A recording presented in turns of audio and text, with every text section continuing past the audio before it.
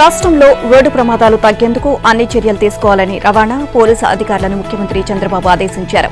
ప్రతి రోడ్డు ప్రమాదాన్ని థర్డ్ పార్టీతో ఆడిట్ చేయించాలని, డ్రైవర్ నిర్లక్ష్యం, రోడ్డు బాగా లేకపోవడం, ఇంజనీరింగ్ లోపం, వాహనం ఫిట్నెస్ లేకపోవడం లాంటి ప్రతి ప్రమాద కారణాన్ని తెలుసుకుని చర్యలు చేపట్టాలి అన్నారు. రాష్ట్రంలో ఇటీవల వరుస రోడ్డు ప్రమాదాలు జరుగుతున్న నేపథ్యంలో రోడ్ సేఫ్టీ కౌన్సిల్తో సమావేశం సచివాలయంలో సీఎం మంగళవారం సమీక్ష నిర్వహించారు. డీజీపీ హరీష్ కుమార్ గుప్తా, రవాణా శాఖ కమిషనర్ మనీష్ కుమార్ సిన్హా రోడ్డు ప్రమాదాలకు కారణాలు వివరించారు. ఈ ఏడాదిలో ఇప్పటి వరకు 15,462 రోడ్డు ప్రమాదాలు జరగ్గా 6,433 మంది ప్రాణాలు కోల్పోయారని వెల్లడించారు. ద్విచక్ర వాహనాల వల్లే జరుగుతున్నాయని చెప్పారు. ఇక కార్లు, బైకుల స్వీయ ప్రమాదాలు 53% మేర ఉన్నాయని వెల్లడించారు. నెల్లూరు, తిరుపతి, పల్నాడు, అన్నమయ్య, కాకినాడ జిల్లాలో రోడ్డు ప్రమాదాలతో పాటు మరణాల సంఖ్య ఎక్కువగా నమోదవుతుంది అని వివరించారు. ఇక మొత్తం ప్రమాదాల్లో జాతీయ రహదారులపై 42%, రాష్ట్ర రహదారులపై 21% జరుగుతున్నాయని, అతి వేగం వల్ల 79% ప్రమాదాలు సంభవిస్తున్నాయని చెప్పారు. ఇక ఇటీవల కర్నూలులో జరిగిన ఘోర ప్రమాదం తర్వాత రాష్ట్ర వ్యాప్తంగా దాడులు నిర్వహించి అనధికారికంగా మార్పులు చేయించిన 134 ఆల్ ఇండియా సర్వీస్ బస్సుల్ని సీజ్ చేసినట్లు అధికారులు వివరించారు. దీనిపై సీఎం చంద్రబాబు స్పందిస్తూ రోడ్డు ప్రమాదాలు, మరణాలు బాగా తగ్గించాలని, దానికోసం కఠిన చర్యలు తీసుకోవాలని ఆదేశించారు. రోడ్డు ప్రమాదాలకు ప్రధాన కారణమైన అతి వేగాన్ని నియంత్రించేందుకు స్పీడ్ గవర్నర్లను తప్పనిసరిగా ఏర్పాటు చేయాలి అన్నారు. రవాణేతర వాహనాలపైన అమలు చేసే అవకాశాన్ని పరిశీలించాలి అన్నారు. జాతీయ, రాష్ట్ర రహదారులపై ప్రతి అర కిలోమీటర్కు ఒక సీసీ కెమెరా ఏర్పాటు చేయాలని సీఎం చెప్పారు. వీటిని ఆర్టీజీఎస్తో అనుసంధానం చేసి వాహన ట్రాకింగ్ కోసం ప్రత్యేక కంట్రోల్ రూమ్ ను ఏర్పాటు చేయాలని కూడా చంద్రబాబు సూచించారు. రాష్ట్ర వ్యాప్తంగా ఉన్న 680 బ్లాక్ స్పాట్లలో రోడ్ ఇంజనీరింగ్ లోపాలను సరిదిద్దాలని, అత్యవసరంగా ఆ పనులు పూర్తి చేయాలని సీఎం చంద్రబాబు సూచించారు. ఏపీలో రేషన్ షాపులను విలేజ్ మాల్స్ గా మార్చేందుకు ప్రభుత్వం కసరత్తు ప్రారంభించింది. ప్రతి నెల పేదలకు అందిస్తున్న రేషన్ సరుకులకు సక్రమంగా పంపిణీ చేయడంతో పాటు ఇతర నిత్యావసర వస్తువులను కూడా రేషన్ షాపుల్లో అవసరమైన ధరలకు విక్రయించాలని భావిస్తుంది. దీనివల్ల డీలర్లకు అదనపు ఆదాయం చేకూరడంతో పాటు కార్డుదారులకు కూడా తక్కువ ధరలకు నిత్యావసర సరుకులు అందుబాటులోకి వచ్చి వారికి ఆర్థికంగా ప్రయోజనం చేకూరుతుందని భావిస్తోంది. ఇందులో భాగంగా విలేజ్ మాల్స్ విధానాన్ని తీసుకురానుంది. రాష్ట్రంలోని సుమారు 30,000 రేషన్ షాపులను మినీ మాల్స్ గా మారుస్తామని మంత్రి నాదెండ్ల మనోహర్ ఇప్పటికే ప్రకటించారు. దీనిపై బుధవారం రేషన్ డీలర్ల సంఘాల ప్రతినిధులతో పౌర సరఫరాల శాఖ డైరెక్టర్లు, ఇక ఇతర ఉన్నతాధికారులు చర్చలు జరిపారు. రేషన్ షాపులను చంద్రన్న విలేజ్ మాల్స్ గా అభివృద్ది చేసి ప్రతిపాదనపై డీలర్ల అభిప్రాయాలు కోరారు. ఈ సమయంలో డీలర్ల సంఘం ప్రతినిధులు పలు అంశాలను అధికారుల దృష్టికి తీసుకువచ్చారు. ప్రస్తుతం ఉన్న రేషన్ షాపులను రీమోడలింగ్ చేయాలని, సూపర్ మార్కెట్ల తరహాలో అందంగా తీర్చిదిద్దాలని ఒత్తిడి తీసుకువస్తే తామేం చేయలేమని, ప్రస్తుతం ఉన్న షాపుల్లోనే నిత్యావసర సరుకులను పంపిణీ చేస్తామని చెప్పారు. కార్డుదారులకు ప్రస్తుతం ఇస్తున్న రేషన్ బియ్యం, పంచదారతో పాటు రాగులు, జొన్నలు, కొర్రలు వంటి తృణధాన్యాలను కూడా దశలవారీగా ఇచ్చేందుకు ప్రభుత్వం సన్నాహాలు చేస్తుంది. రేషన్ షాపులను విలేజ్ మాల్స్ గా మార్చేందుకు రాష్ట్ర ప్రభుత్వం కసరత్తు ప్రారంభించింది. ప్రతి నెల పేదలకు అందిస్తున్న రేషన్ సరుకులను సక్రమంగా పంపిణీ చేయడంతో పాటు ఇతర నిత్యావసర వస్తువులను కూడా రేషన్ షాపుల్లో సరసమైన ధరలకు విక్రయించాలని భావిస్తోంది. రాష్ట్ర వ్యాప్తంగా రైతులు అనేక ఇబ్బందుల్లో ఉన్నా ఆదుకోవాల్సిన ప్రభుత్వం పట్టించుకోవడం లేదు అని మాజీ సీఎం జగన్ విమర్శించారు. ఉచిత పంటల బీమాను ఈ ప్రభుత్వం గాలికి వదిలేసిందని, తమ హయాంలో వ్యవసాయం అంటే పండగలా ఉండేది అని అన్నారు. 3 రోజుల పర్యటనలో భాగంగా పులివెందులకు వచ్చిన ఆయన రెండో రోజు బుధవారం పలు కార్యక్రమాల్లో పాల్గొన్నారు. పులివెందుల సమీపంలోని బ్రాహ్మణ పల్లెకులో అరటి తోటలను పరిశీలించారు. అక్కడున్న రైతులతో మాట్లాడి పంట పరిస్థితిపై ఆరా తీశారు. ఇక కొన్ని నెలలుగా అరటి ధరలు పూర్తిగా పడిపోయాయని ఒక రైతు చెప్పారు. అనంతరం జగన్ అక్కడే విలేకరులతో మాట్లాడారు. వైసీపీ ప్రభుత్వం హయాంలో ఏ ఒక్క రైతు కూడా ఇబ్బంది పడకుండా అన్ని రకాలుగా ఆదుకున్నామని అన్నారు. తాను ముఖ్యమంత్రిగా ఉన్న సమయంలో పులివెందులో 2024 మార్చిలో కోల్డ్ స్టోరేజ్ ని ప్రారంభించామని, దానిని వినియోగంలో తీసుకురాకుండా ఈ ప్రభుత్వం గాలికి వదిలేసింది అని అన్నారు. ఇక ఈ ప్రభుత్వం వచ్చిన 18 నెలల కాలంలో అతివృష్టో, అనావృష్టో, ప్రకృతి వైపరీత్యాల కారణంతోనూ ఇక 16 సార్లు ఇన్పుట్ సబ్సిడీ ఇవ్వాల్సిన పరిస్థితి ఉందని, కానీ ఒక్కసారి కూడా చెల్లించలేదు అని అన్నారు. ఇప్పటికే 1100 కోట్లు రైతులకు ఇన్పుట్ సబ్సిడీ చెల్లించాల్సి ఉంది అన్నారు. రాష్ట్రంలో కనీవిని ఎరుగని రీతిలో బుల్లి రైతులు కూడా పంట సాగు చేసి ఇప్పుడు రోడ్లపై పారబోసిన పరిస్థితి చూశాము అని అన్నారు. మార్కెట్ ఇంటర్వెన్షన్ అంటే ఏమిటో తెలియని జగన్ మద్దతు ధరల గురించి మాట్లాడడం హాస్యాస్పదంగా ఉంది అని వ్యవసాయ శాఖ మంత్రి అచ్చెన్నాయుడు ఎద్దేవా చేశారు. ఇక రైతుల కోసం 7,700 కోట్లు ఖర్చు చేశాము అంటున్న జగన్ ఆ సొమ్మును ఎక్కడ, ఏ పంటకు, ఏ రైతులకు ఇచ్చారో లెక్కలు చెప్పాలని డిమాండ్ చేశారు. 16 నెలల్లో 1000 కోట్ల పంట ఉత్పత్తుల సేకరణకు వెచ్చించామని, ఇక వాటి వివరాలు తమ వద్ద ఉన్నాయని, దమ్ముంటే జగన్ హయాంలో ఖర్చు చేసిన 7,700 కోట్లపై బహిరంగ చర్చకు రావాలని అచ్చెన్న బుధవారం ఒక ప్రకటనలో సవాల్ విసిరారు. ఇక కడప జిల్లాలో అరటి రైతుల పేరుతో జగన్ అబద్దాలు చెబుతూ రైతుల్ని మోసం చేస్తున్నారని అచ్చెన్న మండిపడ్డారు. అరటి ధర తగ్గడానికి అధిక వర్షాలతో నాణ్యత తగ్గడం, ఉత్తరాది రాష్ట్రాలు సాగు పెరగడం, రెండో కోత పంట ఎగుమతికి అనువుగా లేకపోవడం వంటి కారణాలు ఉన్నాయని, అయితే ఇవన్నీ చూడకుండా కూటమి ప్రభుత్వంపై జగన్ రాజకీయంగా దాడులు చేయడం, ఉద్దేశపూర్వకంగా రైతుల్ని తప్పుదారి పట్టించడమేనని ఆగ్రహాన్ని వ్యక్తం చేశారు. తన పాలనలో 3 లక్షల టన్నులు ఎగుమతి చేశామని జగన్ చెప్పడం అబద్దమని, కేంద్రం నుంచి అవార్డులు తెచ్చాము అన్న మాటకు ఎలాంటి రికార్డు లేదని అచ్చెన్న స్పష్టం చేశారు. 5 ఏళ్ల పాటు వ్యవసాయ రంగాన్ని అధ్వాన స్థితికి తీసుకువెళ్లిన జగన్ ఇప్పుడు కూటమి ప్రభుత్వంపై ఆరోపణలు చేయడం హాస్యాస్పదమని, ఆయన పాలనలో అరటి, టమాటా, ఉల్లి పంటలకు గిట్టుబాటు ధర లేక ఉత్పత్తులను రోడ్ల పక్కన పారబోసిన విషయాన్ని మర్చిపోయారా అని అచ్చెన్న ప్రశ్నించారు. ఏపీని సర్వనాశనం చేయడమే కాకుండా ప్రజల్లో భయాందోళనలు కలిగించి శాంతి భద్రతలే లేకుండా చేసిన వైసీపీ అధ్యక్షుడు జగన్ మోసకారి మాటలను ప్రజలు నమ్మే పరిస్థితులు లేవని టీడీపీ నేత, మాజీ ఎమ్మెల్సీ బీటెక్ రవి అన్నారు. కడపలో పార్టీ జిల్లా అధ్యక్షుడు ఆర్ శ్రీనివాసరెడ్డితో కలిసి ఆయన మీడియాతో మాట్లాడారు. వైసీపీ పాలనలో విధ్వంసాన్ని ప్రజలు మర్చిపోలేదు అన్నారు. జగన్ 3 సార్లు భూమి పూజ చేసిన స్టీల్ ఫ్యాక్టరీ మొదలు కాలేదని, అదే స్టీల్ ఫ్యాక్టరీ నిర్మాణానికి చంద్రబాబు సారథ్యంలోని ప్రభుత్వం గ్రీన్ సిగ్నల్ ఇవ్వడంతో ప్రస్తుతం పనులు జరుగుతున్నాయని తెలిపారు. ఇక జగన్ పాలనలో కడప జిల్లాకు ఏం చేశారో చెప్పేందుకు ఒక్కడంటే ఒక్క అంశమైనా ఉందా అని ప్రశ్నించారు. పులివెందుల్లోని పైడిపాలెం చిత్రావతికి నీరు ఇచ్చింది తెలుగుదేశం పాలనలోనే అని అన్నారు. గిట్టుబాటు ధర లేదంటూ పులివెందుల్లో అరటి తోటలను జగన్ సందర్శించడం పెద్ద నాటకమని విమర్శించారు. ఉరికి కోసం అరటి రైతుల పరామర్శ పేరుతో చంద్రబాబును తిట్టేందుకే జగన్ అరటి తోటల సందర్శన పెట్టుకున్నారు అని ఎద్దేవి చేశారు. 100 ఏళ్ల కిందట కేటాయించిన నీటిని లాక్కుంటే తాము అడుక్కు తినాలా అని ఆంధ్రప్రదేశ్ నిలదీసింది. కృష్ణా జలాల పునఃసమీక్షపై జస్టిస్ బ్రిజేష్ కుమార్ సారథ్యంలోని కృష్ణా జలాల వివాద ట్రిబ్యునల్ 2 విచారణలో ఇక రెండో రోజు బుధవారం కూడా ఏపీ తరపున సీనియర్ న్యాయవాది జైదీప్ గుప్తా గట్టిగా వాదనలు వినిపించారు. నీటి కేటాయింపులపై కృష్ణా ట్రిబ్యునల్ 1, ట్రిబ్యునల్ 2 ఇచ్చిన ఆదేశాలను మార్చేందుకు ఆస్కారమే లేదు అన్నారు. రాష్ట్ర విభజనతో ఆంధ్రప్రదేశ్ కు వ్యవసాయమే ఆధారంగా మారింది అని, తెలంగాణ ఇటు నదీ జలాల విషయంలోనూ ఆర్థికంగానూ సంపూర్ణ పరిపుష్టి కలిగి ఉంది అన్నారు.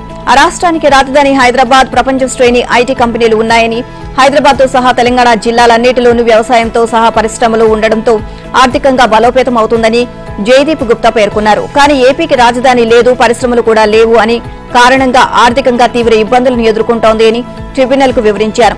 ఈ పరిస్థితుల్లో మాకు ఉన్న నీటి కేటాయింపులను కూడా కుదిస్తే ఆర్థికంగా సంక్షోభంలోకి వెళ్లిపోతామని వివరించారు. తెలంగాణకు ఇలాంటి ఇబ్బందులేవీ లేవని, కృష్ణా జలాల గురించి మాట్లాడుతున్న ఆ రాష్ట్రం గోదావరి జలాల గురించి దాస్తోంది అన్నారు. ఇక 2 నదుల జలాలను కలిపి చూస్తే తెలంగాణకు నీటికి లోటే లేదు అని జయదీప్ గుప్తా పేర్కొన్నారు. ఏపీఎస్సీ గ్రూప్ 1 మెయిన్స్ పరీక్ష క్రమాలకు తేల్చే విషయంలో హైకోర్టు కీలక ఉత్తర్వులు జారీ చేసింది. హైకోర్టు విశ్రాంత న్యాయమూర్తి జస్టిస్ కేజీ శంకర్ నేతృత్వంలో స్వతంత్ర కమిటీని ఏర్పాటు చేసింది. జస్టిస్ కేజీ శంకర్ చైర్మన్ గా బార్ కౌన్సిల్ మాజీ చైర్మన్ గంటా రామారావు, ఆచార్య నాగార్జున యూనివర్సిటీ పూర్వ vice chancellor professor Rajendra Prasad సభ్యులుగా నియమించింది. ఇక హాయ్లాండ్ లోని జవాబు పత్రాల మూల్యాంకనం జరిగిందా, ఓఎంఆర్ షీట్లపై మార్కులు నమోదు చేశారా లేదా అనే విషయంపై వాస్తవాలు నిర్ధారించేందుకు కమిటీ సమక్షంలో జవాబు పత్రాలు, ఓఎంఆర్ షీట్లు పరిశీలించేందుకు ఇరువైపుల న్యాయవాదులకు అనుమతి ఇచ్చింది. 2018లో ఇచ్చిన నోటిఫికేషన్ ఆధారంగా ఏపీఎస్సీ నిర్వహించిన గ్రూప్ 1 మెయిన్స్ పరీక్ష జవాబు పత్రాల మూల్యాంకనంలోని భారీగా అక్రమాలు చోటు చేసుకున్నాయని నిర్ధారిస్తూ గ్రూప్ 1 మెయిన్స్ పరీక్షలో అర్హులుగా పేర్కొంటూ 2022 మే 26న ఏపీఎస్సీ ఇచ్చిన జాబితాను హైకోర్టు సింగిల్ జడ్జి రద్దు చేశారు. తాజాగా మెయిన్స్ పరీక్ష నిర్వహించాలని, ఎంపిక ప్రక్రియను 6 నెలల్లో పూర్తి చేయాలని ఆదేశిస్తూ 2024 మార్చి 13న తీర్పు ఇచ్చారు. ఈ తీర్పును సవాల్ చేస్తూ ఏపీఎస్సీ నోటిఫికేషన్ ద్వారా ఉద్యోగాలు పొందిన కొందరు ఉద్యోగులు హైకోర్టు ధర్మాసనం ముందు అప్పీల్ దాఖలు చేశారు. ఈ అప్పీల్పై ధర్మాసనం తుది విచారణ ప్రారంభించింది. ప్రస్తుతం హైకోర్టు ఆధీనంలో ఉన్న జవాబు పత్రాలను పరిశీలించే సమయంలో registrar judicial advocate general APSC ప్రతినిధులు ఉండాలని స్పష్టం చేసింది. అనంతపురం జిల్లా కళ్యాణదుర్గంలో ఈ స్టాంప్ అక్రమాల విషయంలో నమోదైన కేసుల దర్యాప్తు పురోగతిపై స్థాయి నివేదికలు తమ ముందు ఉంచాలి అని పోలీసులను హైకోర్టు ధర్మాసనం ఆదేశించింది. ఈ స్టాంపు అక్రమాలపై సిబిఐ దర్యాప్తు ఆదేశించాలన్న పిటిషనర్ అభ్యర్థనపై ఈ దశలో ఎలాంటి ఉత్తర్వులు ఇవ్వలేము అంది. ఈ వ్యవహారంపై పూర్తి వివరాలు సమర్పించాలని రాష్ట్ర ప్రభుత్వాన్ని ఆదేశించింది. ఈ మేరకు హైకోర్టు ప్రధాన న్యాయమూర్తి జస్టిస్ ధీరజ్ సింగ్ ఠాగూర్, జస్టిస్ చల్లా గుణరంజన్ తో కూడిన ధర్మాసనం బుధవారం ఉత్తర్వులు ఇచ్చింది. చుండూరు, కొల్లూరు, వేమూరు మండలాల్లో ఆర్ఎస్కేలలో ధాన్యం కొనుగోలు కేంద్రాలను జిల్లా కలెక్టర్ వినోద్ కుమార్ పరిశీలించారు. రైతుల సూచనలతో అందుబాటులో ఉన్న మిల్లర్లను ఆన్లైన్ చేయించారు. గురువారం నుంచి రైతులు ఇబ్బంది పడకుండా అందుబాటులో ఉన్న రైస్ మిల్లర్స్ లో ధాన్యం ఆర్ఎస్కేల ద్వారా రైతులు అమ్ముకోవచ్చు అని కలెక్టర్ చెప్పారు. దళారుల వద్ద విక్రయించి రైతులు మోసపోవద్దని ఆయన సూచించారు. గురువారం నుంచి 3 లక్షల బ్యాగులు అందుబాటులోకి తీసుకొస్తున్నామని, బ్యాగుల సమస్యలు గాని ఆన్లైన్ సమస్యలు గాని రైతులకు ఉండవని, అన్ని ఆన్లైన్ సమస్యలను పరిష్కరించినట్లు కలెక్టర్ చెప్పారు. రైతులకు ఇబ్బంది కలిగితే 24/7 అందుబాటులో ఉంటామని ఆయన భరోసా ఇచ్చారు. ఎవరైనా ఎటువంటి సమస్య ఎదురైనా తనకు ఫోన్ చేయొచ్చని కలెక్టర్ హామీ ఇచ్చారు. హైదరాబాద్ ఫ్యూచర్ సిటీలో నిర్వహించే తెలంగాణ రైజింగ్ గ్లోబల్ సమిట్ కు ప్రధానమంత్రి నరేంద్ర మోదీని వివిధ శాఖల కేంద్ర మంత్రులను ఆహ్వానిద్దామని సీఎం రేవంత్ రెడ్డి అధికారులతో ఉన్నారు. ఈ కార్యక్రమానికి దేశ విదేశాలకు చెందిన వ్యాపారవేత్తలు, ప్రముఖులను ఆహ్వానించాల్సి ఉంటుంది అని, వారి జాబితాను ముందస్తుగానే సిద్దం చేయాలని ఆదేశించారు. ఆహ్వానితులకు అనుగుణంగా ఎక్కడా లోటు లేకుండా తగిన ఏర్పాట్లు చేయాలని సీఎం ఆదేశించారు. కాంగ్రెస్ సర్కార్ తాజాగా 50,000 కోట్ల విద్యుత్ కుంభకోణానికి తెరలేపిందని, ఇందులో 30 నుంచి 40% మేర కమిషన్లు దండుకునేందుకు సీఎం మంత్రులు వ్యూహం పన్నారు అని బీఆర్ఎస్ నేత మాజీ మంత్రి హరీష్ రావు ఆరోపించారు. రేవంత్ రెడ్డి పాలన అవినీతి కంపుతో గాడి తప్పింది అని విమర్శించారు. విధానపరమైన నిర్ణయాల కోసం నిర్వహించాల్సిన కేబినెట్ సమావేశాలను కాంగ్రెస్ సర్కార్ వాటాల పంపకాల కోసమే నిర్వహిస్తుందని ఆరోపించారు. తెలంగాణ ప్రభుత్వం ప్రకటించిన కొత్త డిస్కమ్ ఏర్పాటు అంశానికి సంబంధించి మాజీ మంత్రి హరీష్ రావు చేసిన వ్యాఖ్యలు అసత్యాలని మంత్రి తుమ్మల నాగేశ్వరరావు ధ్వజమెత్తారు. విద్యుత్ రంగంలో రాష్ట్రాన్ని నట్టేట ముంచిన బీఆర్ఎస్ దొంగలకు ప్రజలు ఎన్నికల్లో బుద్ధి చెప్పారని, దాంతో మైండ్ దెబ్బతిని మాట్లాడుతున్నారు అని మండిపడ్డారు. హైదరాబాద్ మధ్యలో ఉన్న ఇండస్ట్రియల్ జోన్ లో పరిశ్రమల భూములను కన్వర్షన్ కు ప్రభుత్వం జీవో ఇవ్వకముందే 5 లక్షల కోట్ల కుంభకోణం అంటూ కేటీఆర్ ప్రభుత్వంపై ఆరోపణలు చేశారని తుమ్మల పేర్కొన్నారు. ఇప్పుడు బావమర్ది కంటే తానేం తక్కువ కాదు అన్నట్టు బావ 50,000 కోట్ల కుంభకోణం అని మరో అబద్దం ఎత్తుతున్నారు అని విమర్శించారు. ఏం మాట్లాడాలో తెలియక విద్యుత్ ప్లాంట్లలో అవినీతి అంటూ ప్రజలను తప్పుదోవ పట్టించే ప్రయత్నం చేస్తున్నారని ఆరోపించారు. ఇష్టం వచ్చిన ధరలకు విద్యుత్ కొనుగోలు చేసి విచ్చలవిడిగా అవినీతికి పాల్పడి తెలంగాణ డిస్కంలకు 90,000 కోట్ల అప్పులో ముంచింది బీఆర్ఎస్ ప్రభుత్వమేనని తుమ్మల స్పష్టం చేశారు. భద్రాద్రిలో కాలం చెల్లిన టెక్నాలజీతో ప్లాంట్ నిర్మించి జెన్కోను దెబ్బతీశారు అని అన్నారు. దామరచర్లలో తమ సొంత ప్లాంట్లకు లాభం చేకూర్చేందుకు ఎన్టీపీసీ ప్లాంట్ ఆలస్యానికి కారణమైందని బీఆర్ఎస్ సేనని తెలిపారు. బీఆర్ఎస్ హయాంలోనే ఒప్పందం చేసుకుని ఉంటే ఇప్పుడు 2,400 మెగావాట్ల విద్యుత్ రాష్ట్రానికి అందుబాటులో ఉండేదని తుమ్మల వెల్లడించారు. యాదాద్రి, భద్రాద్రి విద్యుత్ ప్లాంట్ నిర్మాణాల్లో జరిగిన అవినీతిపై ప్రభుత్వం ఇప్పటికే జ్యుడిషియల్ కమిషన్తో న్యాయ విచారణ చేపట్టింది అన్నారు. ఏ రోజైనా అవినీతి బయటపడుతుంది అన్న భయం బీఆర్ఎస్ నేతల్లో కనిపిస్తుంది అని, అందుకే ఏదో చెప్పి తప్పించుకునేందుకు హరీష్ రావు ప్రయత్నిస్తున్నారని తుమ్మల తెలియజేశారు. ప్రపంచంలో అత్యంత నివాసయోగ్యమైన టాప్ 100 నగరాల్లో హైదరాబాద్ స్థానం సంపాదించింది. దేశం నుంచి 3 నగరాలకు ఈ ఘనత దక్కింది. బెంగళూరు 29, ఢిల్లీ 54వ స్థానంలో నిలవగా హైదరాబాద్ 82వ స్థానం సాధించింది. మౌలిక వసతులు, అంతర్జాతీయ పర్యాటకులకు ఆకర్షించే చారిత్రక పర్యాటక ప్రాంతాలు, రాష్ట్ర ఆర్థిక అభివృద్ధి, మెరుగైన జీవన ప్రమాణాలతో పాటు నివాసానికి అనుకూలంగా ఉండే ఇతర వసతులను పరిగణలోకి తీసుకుని 2026 వరల్డ్ బెస్ట్ సిటీస్ నివేదిక రూపొందించినట్లు ఆ నివేదిక రూపొందించిన Resonance consultancy CEO Chris fair తెలియజేశారు. టాప్ 5 నగరాల్లో London, New York, Paris, Tokyo, Madrid నిలిచాయి. హైదరాబాద్ విశేషతల గురించి నివేదికలో ప్రత్యేకంగా ప్రస్తావించారు. చారిత్రక కట్టడాలు, చార్మినార్, గోల్కొండ కోటలతో నగరం అంతర్జాతీయ పర్యాటకులకు గమ్యస్థానంగా మారింది అని పేర్కొన్నారు. ఇక్కడికి వచ్చిన విదేశీ పర్యాటకులు నగరంలోని విశేషతలు, వారసత్వ సంపదపై అత్యంత సంతృప్తిగా ఉన్నారని, వారసత్వ నగరంగా ప్రపంచానికి చాటి చెప్తున్నారని నివేదిక తెలియజేసింది. సింగరేణి ఆర్థిక ఇబ్బందులతో సతమతమవుతుంది. జీతాల సర్దుబాటుకు దిక్కులు చూస్తోంది. రావాల్సిన బకాయిలు వసూలు కాకపోవడం, తిరిగి బ్యాంకుల వద్ద అప్పులు చేస్తోంది. ఈ సంస్థ పరిస్థితిపై సర్వత్రా ఆందోళన వ్యక్తమవుతుంది. తెలంగాణలో ప్రముఖ ప్రభుత్వ రంగ సంస్థ సింగరేణి పరిస్థితిపైన పటారం లోటారంగా మారుతోంది. ప్రతి ఏటా 1,000 కోట్ల రూపాయల లాభాలు గడిస్తున్నా చేతిలో చిల్లి గవ్వలేక అల్లాడిపోతోంది. రోజువారీ అవసరాలకు అల్లాడుతోంది.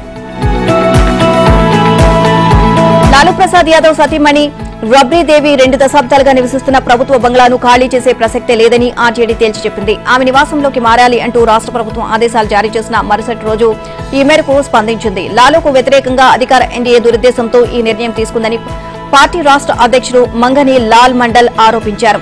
పాట్నాలో ముఖ్యమంత్రి అధికారిక నివాసం సమీపంలోని సర్కులర్ రోడ్ బంగ్లాలో రబ్రీదేవి 2 దశాబ్దాలుగా నివాసం ఉంటున్నారు.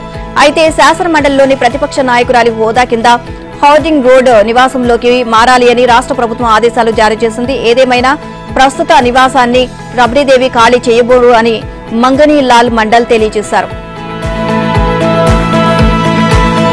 ఏడాది చార్ధామ్ యాత్రలో 51 లక్షల మందికి పైగా భక్తులు పాల్గొన్నారు. అత్యధికంగా 17.68 లక్షల మంది కేదార్నాథ్ను సందర్శించినట్లు పర్యాటక శాఖ గణాంకాలు వెల్లడిస్తున్నాయి. బద్రీనాథ్ 16.60 లక్షలు, గంగోత్రి 7.58 లక్షలు, యమునోత్రి 6.44 లక్షలు మిగతా స్థానాల్లో నిలిచాయి. ఇక మంగళవారం బద్రీనాథ్ ఆలయ ద్వారాల మూసివేతలో ఈ ఏడాది యాత్రకు ముగింపు పలికినట్లయింది. ఇక ఈ సమయంలోనూ 7,000 మందికి పైగా భక్తులు అక్కడ ఉన్నారు. మిగతా 3 ఆలయాలను గత నెలలో మూసివేశారు. ఈ ఏడాది ఏప్రిల్ 30న చార్ధామ్ యాత్ర ప్రారంభమైంది. అధిక వర్షపాతం, వరదలు, కొండ చర్యలు విరిగిపడడం వంటి విపత్తుల కారణంగా తీర్థయాత్రకు పదే అంతరాయం కలిగింది. అయినప్పటికీ 51 లక్షల మందికి పైగా యాత్రికులు సందర్శించారు. ఇందులో హేమకుండ్ సాహిబ్ ను సందర్శించిన 2.74 లక్షల మంది యాత్రికులు కూడా ఉన్నారు. ఢిల్లీ ఎన్సీఆర్లో వాయు కాలుష్యంతో ప్రజలు ఉక్కిరిబిక్కిరి అవుతున్నారు. ఈ నేపథ్యంలో సమస్య పరిష్కారానికి శాస్త్రీయంగా ప్రణాళికాబద్దమైన పౌర ఆధారిత హరిత వ్యూహాన్ని రూపొందించాలని కేంద్ర మంత్రి భూపేందర్ యాదవ్ ఢిల్లీ ఎన్సీఆర్లోని రాష్ట్రాలను ఆదేశించారు. పర్యావరణ పరిరక్షణతో పాటు వాయు నాణ్యతలో మెరుగుదల సాధించేలా రాబోయే 5 ఏళ్లకు సూక్ష్మ ప్రణాళికలు సిద్ధం చేయాలని సూచించారు. అన్ని శాఖల సమన్వయంతో పనిచేయాలని చెప్పారు. ఇక ఢిల్లీ, హర్యానా, ఉత్తరప్రదేశ్, రాజస్థాన్ అటవీ శాఖ అధికారులతో కేంద్ర మంత్రి భూపేందర్ యాదవ్ ఉన్నత స్థాయి సమావేశం నిర్వహించారు. పచ్చదనం పెంపు విషయంలో గ్రామీణ, పట్టణ ప్రాంతాల్లోని అటవీ భూమి, రక్షిత ప్రాంతాలు, నదీ పరివాహక ప్రాంతాలు, చిత్తడి నేలలు, క్షీణించిన అడవులు, నర్సరీలు వంటి వాటిని పరిగణించాలి అని ఆదేశించారు. ఈ వ్యవహారాల్లో కోర్టు కేసులను లెక్కలోకి తీసుకోవాలి అన్నారు. ఇక ఎన్సీఆర్లోని ఏకో క్లబ్లను గుర్తించి పర్యావరణంపై అవగాహన, మొక్కలు నాటడం వంటి కార్యకలాపాల్లోనే నిమగ్నం కావాలి అన్నారు.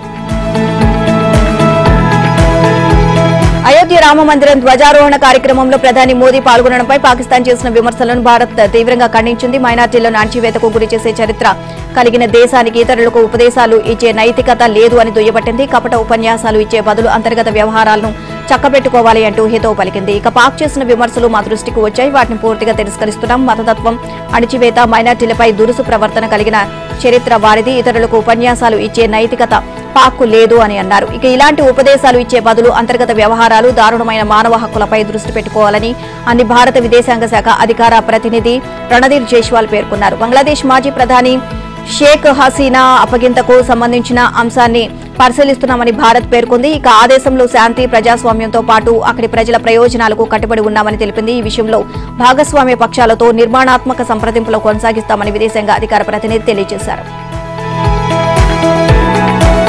ఆధార్ డేటాబేస్లోని అదనపు వివరాలను తొలగించేందుకు unique identification authority of India UIDAI దేశవ్యాప్తంగా పెద్ద ఎత్తున చర్యలు చేపడుతోంది. ఈ కార్యక్రమంలో దాదాపు 2 కోట్ల మంది చనిపోయిన వ్యక్తుల ఆధార్ నెంబర్లను డీయాక్టివేట్ చేసింది. ఇక ఆధార్ సమాచారం ఎప్పటికప్పుడు తాజాగా ఖచ్చితంగా ఉండేలా ఈ క్లీన్ అప్ కార్యక్రమాన్ని చేపట్టింది.